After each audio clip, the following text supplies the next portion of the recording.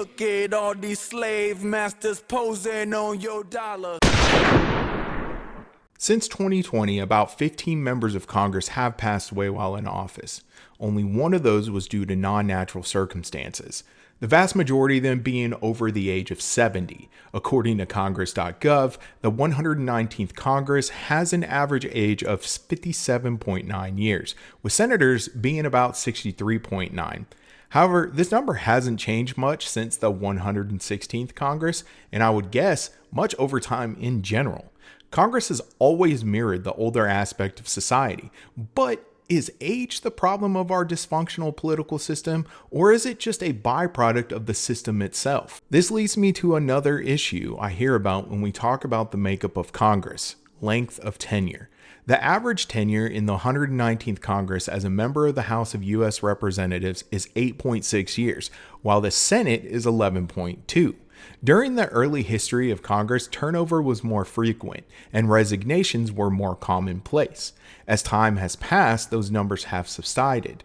Around 1867, the number of representatives who did not seek re-election dropped and has remained about 11.7% since.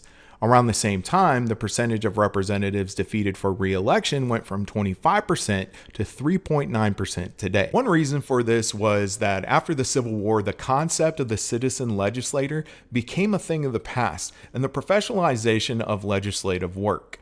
Some see this as a bad thing, but in all honesty, when someone becomes an expert in a field, professionalization normally follows. This produces better outcomes for that work and provides a framework to onboard new people faster. With the amount of work our Congress deals with and its complexity, I would rather have people who understood these issues and had the ability to dedicate their time to craft good policy. Another reason pointed out by a report on Congress.gov states institutional changes in congressional operations, such as the rise of the seniority system, the development of the committee system, and new advantages of incumbency that allowed members to generate publicity, serve constituents, and receive support in organizing their offices and forming agendas that can help them be effective legislators. In addition, the development of transportation technology made travel between Washington and a member's home district less burdensome, potentially increasing the attractiveness of a longer career. I often hear that politicians are too old and that they serve too long as reasons for wanting to limit who can participate in politics outside what the Constitution states. I'm not a fan of these limitations because it is a band-aid to a more serious problem: the failure of democracy in general. The pillars of democracy. One of the 4 pillars of democracy is the media. But what does the media represent? It represents one of the most important concepts of democracy: an informed citizen. Systems of government that rely on representation need informed citizens to protect them from tyranny and other oppressive forms of governance. Propaganda can easily persuade citizens to accept bad forms of government. George Orwell's Animal Farm is a prime example of this. The pigs use propaganda and violence from a secret police force, the dogs, to scare the other farm animals into accepting their power as legitimate. If the animals had a watchdog that reported to them the facts of the pigs' corruption, then they may not have voluntarily given the pigs power to rule over them. This is a similar situation we find ourselves in today. Capitalism has corrupted our media sources along with state pressure from the president. Trust in our public institutions is being eroded purposely by those in power. This has allowed propaganda to spread without much pushback. Mainstream news outlets are afraid of retribution from the president and now carefully craft their messages as to not directly challenge the administration. Because of this, our democratic institutions are at risk of failing. An informed citizen is the cornerstone of our society and the bedrock of a functioning democratic system. The Founding Fathers viewed it as the best defense against tyranny and the only safe depository of democratic power. It was so important that they fought for public education. As James Madison, the father of our Constitution, remarked, "A popular government without popular information or the means of acquiring it is but a prologue to a farce or a tragedy." Thomas Jefferson similarly argued that governments derive their just powers from the consent of the governed, but that it is education that makes the consent possible. While some of them were afraid of mob rule by the uninformed, The core principle of an educated public was to prevent tyranny and empower self-government. I could make a strong case that Donald Trump and MAGA have proven the fears of the founders true, but that is a video for another time. I also want to point out that the founders wanted a nation of informed citizens, not indoctrinated ones. This is why they emphasized education in classical studies, history, and virtue.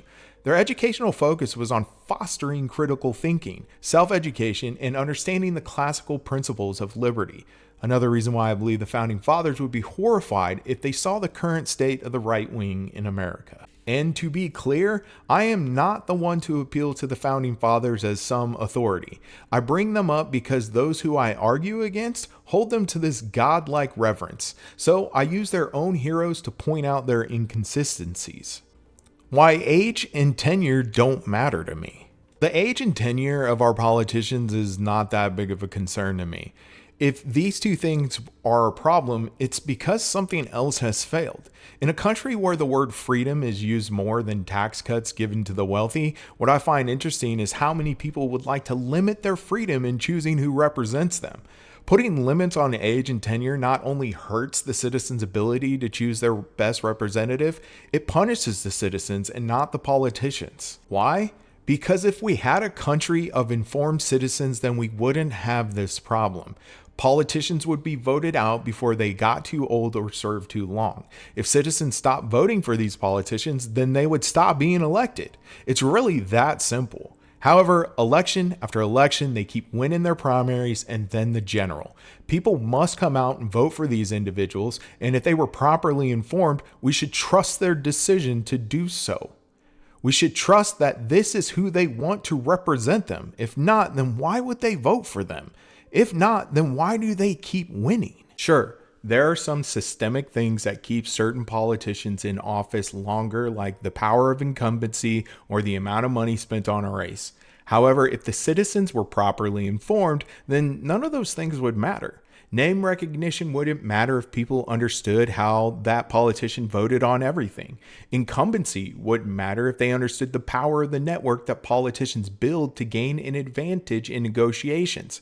Tenure wouldn't matter because if they understood that the experience of how the system actually works takes years to figure out, and that effectiveness comes with time and wisdom, not fresh ideas and the need to destroy the establishment. The age of the politician wouldn't matter because citizens would be informed enough to know that they could do their job and do it better than the other candidate, regardless of how old they are. Most of the systemic challenges can be overcome with an informed citizenry, period. This is why I'm more worried about the failure of our democracy than those actually serving it. To serve in it, one must be voted in. Why are we quick to blame the politicians when it's the voter who puts them in power? Why do we blame the politician for propaganda and not the citizens too ignorant to see past it? I think the limits being suggested have merit, but ultimately we're not tackling the underlying problem: uninformed citizens. These limits are the system adapting to less political engagement rather than citizens adapting to more political engagement. This is the whole point. Very few politicians stand on their core beliefs. They're subject to the winds of power. Politicians can change, but the way they behave usually does not. Replace a burnt out light bulb with another, it still does the same thing. The system has created its own politicians rather than the citizens choosing them. No matter who's elected, they eventually turn into the last politician, unless it was like a party seat change. So how do we get politicians that represent us? That's the real question that we should be asking. Not how we can change the system to force different politicians, but how do we get better politicians in general? Better meaning more representative of their constituents and not money or power.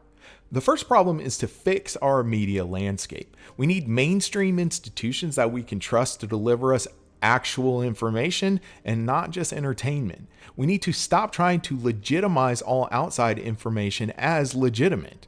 There is a time and place for everything, but not all opinions are worth considering. The COVID-19 pandemic is a prime example of this. Disregarding the actual scientific and health institutions' advice for some random doctor that believes chronic illness is brought on by demons may not be the best thing for public health. If you as an individual want to believe that, then go ahead. We need to properly fund unbiased news and information sources like NPR and PBS. Sure, they have some problems, but in general, they present both sides and give them equal time.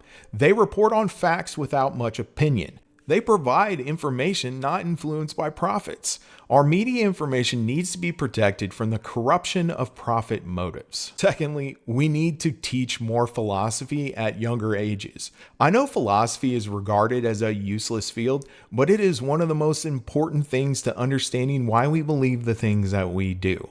Logic and reason are concepts under philosophy. How can we expect people to use these concepts if we don't teach them? Philosophy changed my life. It helped me see through some of the beliefs that I once held as propaganda and indoctrination. It led me to being able to articulate my beliefs rather than just parrot them.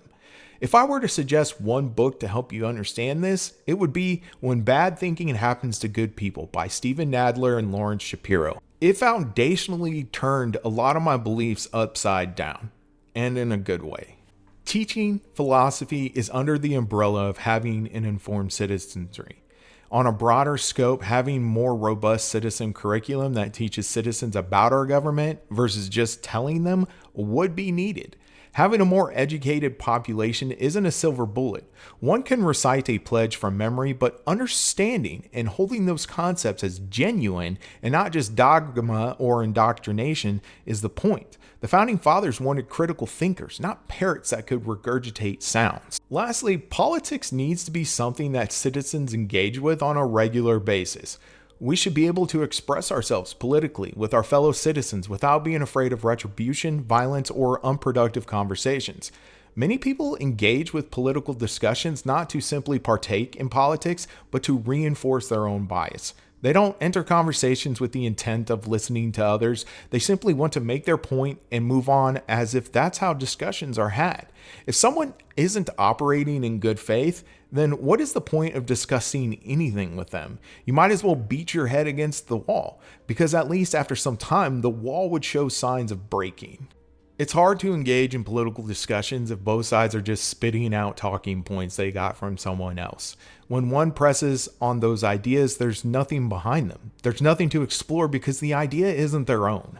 They just adopted it. It's like watching an actor just say the lines on paper without any actual character behind it. They just go through the motions. The difference between a good actor and a bad actor is a suspension of belief that is manifested by the actor becoming the character. In closing, my argument against term limits and like the age of Congress isn't because I don't think those ideas have merit. They do, but at the expense of the freedom to choose who we want to represent us. I'd rather have more freedom in this scenario and fix the actual problem, the citizens. I also find that most of the time, those that want to implement these limits, it's not because of their own congressperson. It's somebody else's congressperson they have a problem with. They don't like Nancy Pelosi, even though they live in Texas.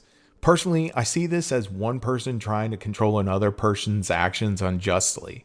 They are essentially trying to tell that person they don't approve of their choice and who gets to represent them.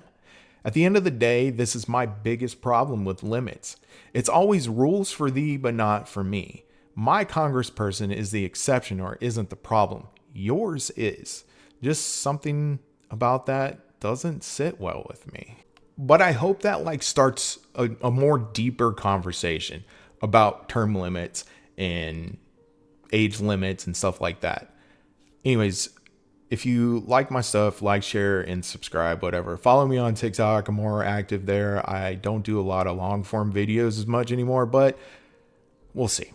Thanks, guys and gals and pals and everybody else in between.